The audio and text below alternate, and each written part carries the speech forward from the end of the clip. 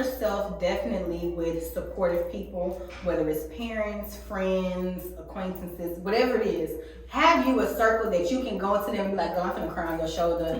A, B, and C finna happen." Also, don't compare. It's easier said than done. Don't get me wrong, but don't compare yourself to others.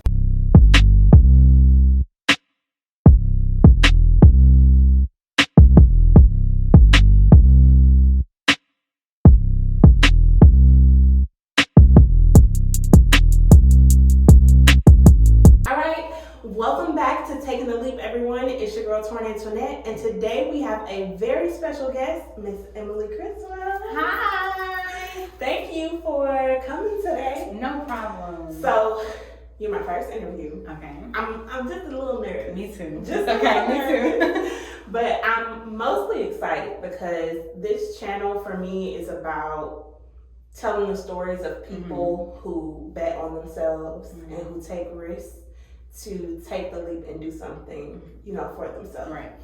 And that could be, entrepreneurship, that can be service, nonprofit, whatever the case may be. Like, I just really love people who go for it and do things. Take risks. Yeah, because I feel like in the world, sometimes it's so easy to play it safe. And there are so many people who are going through their day-to-days and they want more, but they don't know how to get there. So telling other people's stories can inspire them to maybe take the leap for themselves. Definitely. So I'm excited to talk with her today about Emily's Boutique. Am I saying that right? Yes, Emily's Boutique.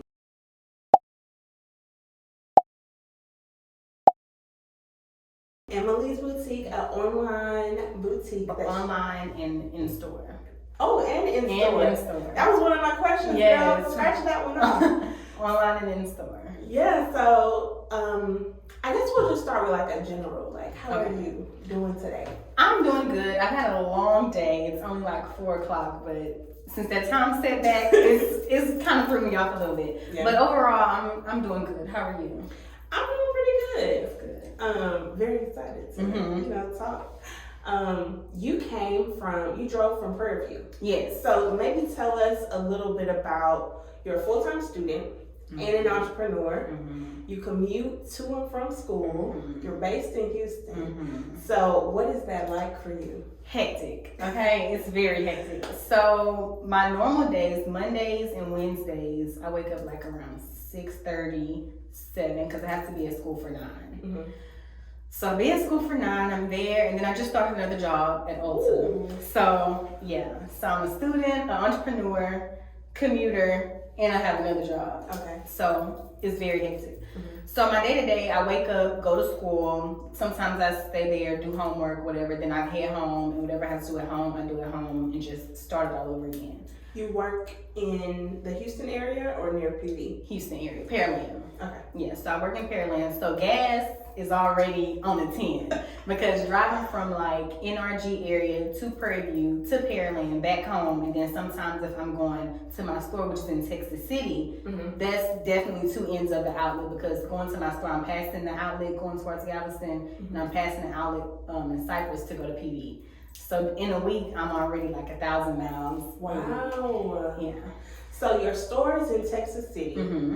Part-time job in Pearland. Full-time student in Prairie View. And then you're based here in Houston. Wow.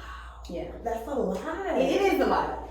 So what do you study at PV? So at Prairie View, I am a biology major. Okay. So my aspiration is to be a pediatric doctor.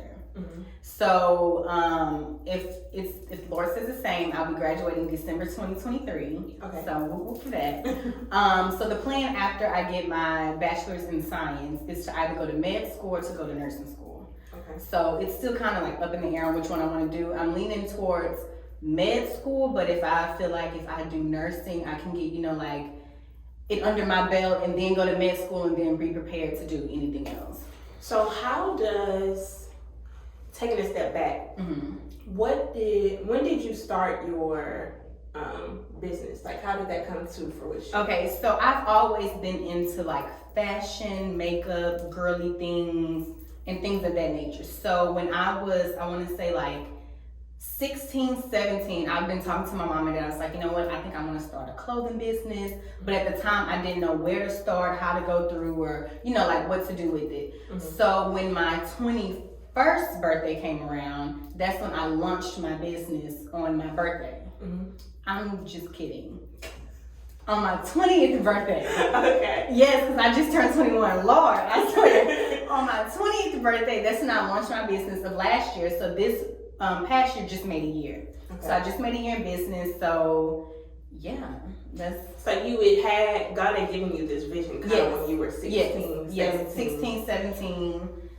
Because, like going to church, you always get dressed up. Going out, you always get dressed up. Like growing up, my mom, my grandma, they've never been someone to go to the store in pajamas, jogging. You always looking presentable when you go out. And I really like to look decent going outside the house. Yes. So I was just like, let me just, instead of spending my money with somebody else, I can have my own boutique, have clothes in my closet, unlimited stock, everything like that. Yeah. So that's kind of how that came about. Wow. Okay, so how does biology, I expected you a little bit to say, entrepreneurship, something like that. Yeah. I'm in school for management, I'm in school for business. No. So biology and medicine, especially pediatric, you said, right? That's very different from the entrepreneurship track that you have. So how do you see that colliding? Or so before I even had the boutique or the vision of the boutique, I've always been a kid attractor. Like you can ask anybody, kids always come to me. I'm always at church. I have a whole row of my little cousins. Everybody's always sitting by me. I'm having somebody's kid. So that was just like regardless. So I feel like that's what ventured me to the nursing field, to always, like help a child, help them, feel better, whatever it is. So that's why the nursing thing is my major, biology. Now, how it's going to tie in together, I still don't know. Because I'm only a year in business, so I still do want to do both. So whatever it takes for me to do both, I'm just going to have to do it. So I'm so glad you said that. So one of my favorite people in the entire world, one of my inspirations, is Miss Beyonce. Yes, the Beehive. Yes, okay. So I love Beyonce, and I think one of the things that I love most is, or I'll say it like this, I think a lot of people underestimate how much effort goes into her craft and her productions, anything that she has going on. But when you see Beyonce, you see her lawyers, her publicists, her choreographers, everyone. She has a whole team, her stylists, her makeup artists. She has a whole team that helps push her along and push her vision to light, or whatever it is. Yeah. So what is your team like? Okay. Do you have a team, or are you like a one-woman team right now? I have my mom. Okay. Yeah, I have my mom. I have my mom and my dad, but majority is my mom. She's really been there, like pushing me, because some days it's like, Mama, I don't want to do this. Whether it's school or business, I don't want to do this no more. And she's like, Emily, just keep it pushing. You're only in a year, can't compare yourself to others. And that's very, very hard. Comparing yourself to like other people that's been in the game, or other people that's just starting, a little more successful than you. Everybody's timeline is different. So in order for me to actually see what I want to become, have everything, coming to fruition, I have to, keep the path moving. And so like without my mom, her prayers, as well as my dad's, girl, I don't know. I don't know what I would be like, but my team is mainly like me and my mom. If I'm not at the store, she's at the store. If I'm, it's just like a tag team thing until I can actually build a team and do everything like that. And you're only a year in, so you're still very, very fresh. Yes, I'm a baby. So, at your store location, what made you choose the Texas City area? Actually, so this lady named Marcy Jackson, she was there prior to me. And her husband got a job, I believe, in Chicago or whatever. And she thought of me and literally gifted me the area. Wow. Yeah. So that's how that came into fruition. I've always wanted a store location, not knowing where it would be, how it would be brought to me. And then like March this year, that's when everything just came, like kind of like just fell in my lap basically. So how long did it take you to you started off just online. Just online. Did you, before you officially launched your business, had you already been selling clothes or no? Mm-hmm. So this was brand new. Brand new. How did you know what to do? Did you have a mentor? I did. Okay. I did have a mentor. I went to a mentorship program. A lady that sells clothes as well. She had a mentorship back in last year, like I want to say June or July. Mm-hmm. She had a mentorship, and I was launching in August. So I was just like taking in all the information before I launched. Mm-hmm. So I did have a mentor back last year. Okay. Mm-hmm. So she helped you kind of figure out what you wanted to sell. Well, I knew what I wanted to sell. I knew I wanted to be clothes, real fly stuff. You know, not everybody can get it. Mm-hmm. I knew what I wanted to sell. I just didn't know like behind like the LLC, this, and that. It's like, it's not something you can just, okay, let me wake up and sell clothes. Mm-hmm. It's actually like you have to have your ducks in a row because you never know what can happen having a business. So you do have an LLC? Yes. Okay. Yes. Yes, ma'am. One thing people rarely talk about is like the taxes and the how to maneuver all of the filing your LLC, you know, getting trademarks and your supply chain, figuring out who your suppliers are and figuring out how to distribute, you know, your product. All of that, you know, goes into, I would assume, retail. Yes. Damn, I forgot. I talk so much. I forgot my question. Y'all. It's okay. It all happens. It happens. That's gonna be in the blueprint. Yeah. It happens.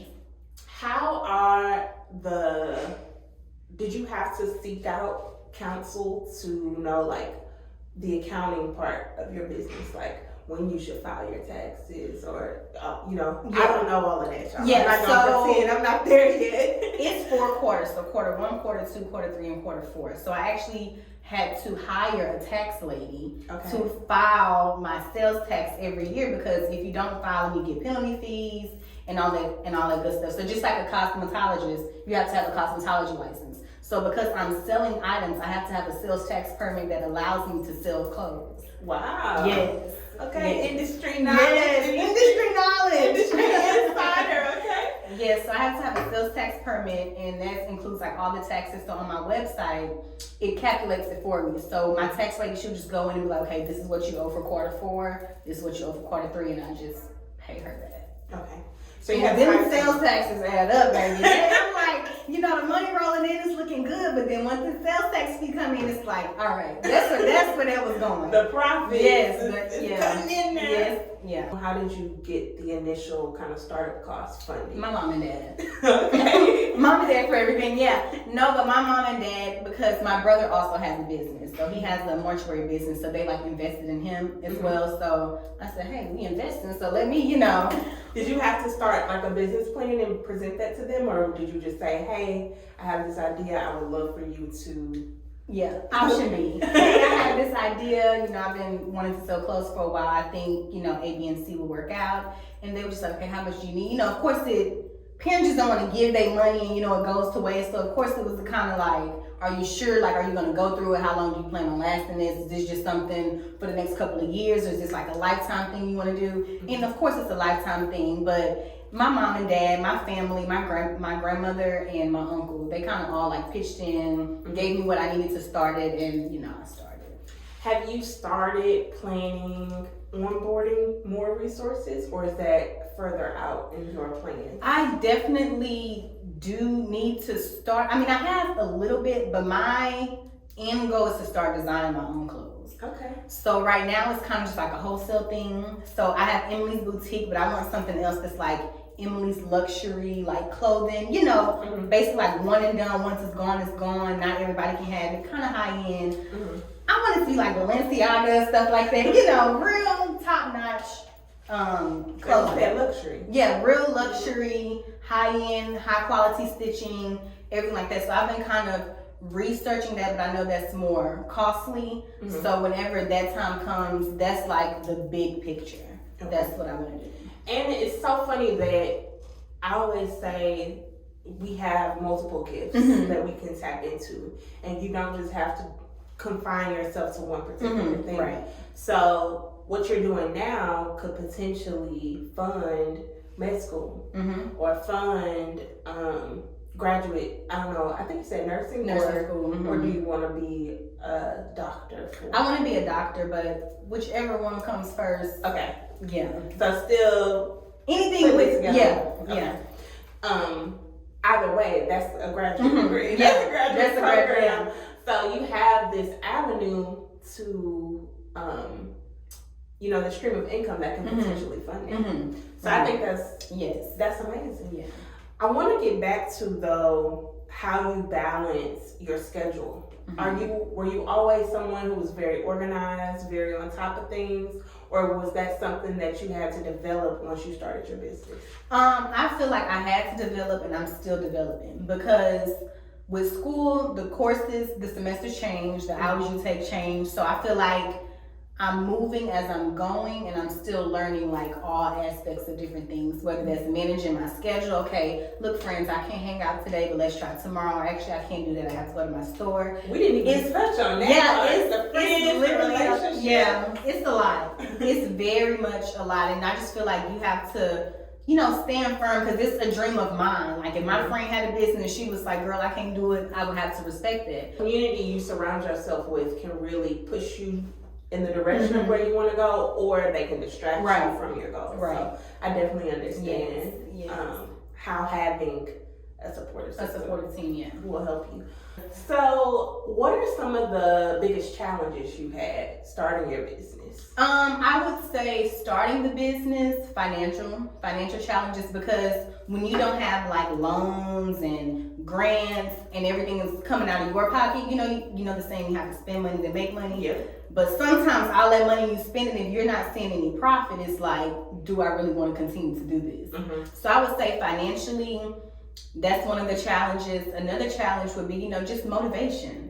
Like keep telling yourself, get up and do this, get this done, you got this, and stuff like that. You mentioned that earlier about comparing yourself and comparing your specific journey to someone else's, and how it's important to be patient and to trust what you're doing, and how your mom also supports you when you're feeling like, I don't want to. How many times would you say you've had those moments where you're like, this entrepreneurship, this doing my own thing, it ain't for me? I've had it quite a few times. Now, not like a lot where it's like, girl, I'm gonna throw in a towel, but those seasons come where you just like, you know what, let me just take a break, take a step back, and let me focus on something else, and then let me go back to it. But I know that I want to do it, because I can never stay away from it for so long. So even if I take like a day back, I'm like, okay, I gotta get back on this. If I'm on my phone, I'm looking at new clothes to sell. Like it's never like a complete in the back of my head. It's always thinking about something related to my business. Yeah. So it's always kind of at the forefront, definitely. Yeah. And then to your inspirations. So you mentioned wanting to design eventually, like that's your bigger goal. So what, who are your, kind of inspirations, or some people that you're like, oh my gosh, like this is my goal. I want to be like them. So there are two designers, fashion designers, that also have like their own boutique as well. Her name is Nicole Linnell, and another girl is Maxie on Instagram, and she has a business, Ella Liscay, and the other one is Shop Nicole Linnell. Like their designs are fire. Like, and I follow both of them, but one of them right now is actually in Turkey. Getting her designs, like fabric and everything like that. So every day I have her Instagram notification. I'm like, girl, what you doing? Like, let me watch and see, the outside looking in. So when I'm in those shoes, I know how to move and how to just go through everything, what vendors to go to, who to outsource with, and stuff like that. Okay. So staying in touch with what people that you admire, what they're doing, who they're connecting with, and where they're going, because I'm the next generation. Like, we're the next generation. So when they fall off, who's next? Right. Not that they're going to, but like when they like pass away, or things of that nature. That's just like with anybody. Like when Beyonce, Lord, don't take her. When Beyonce, like who's after her? You know? Yeah. What advice would you give to someone who's interested in going in retail, maybe starting their own boutique, their own online boutique? What advice would you give them? Surround yourself definitely with supportive people, whether it's parents, friends, acquaintances, whatever it is. Have you a circle that you can go into them and be like, "Girl, I'm finna cry on your shoulder. A, B, and C finna happen."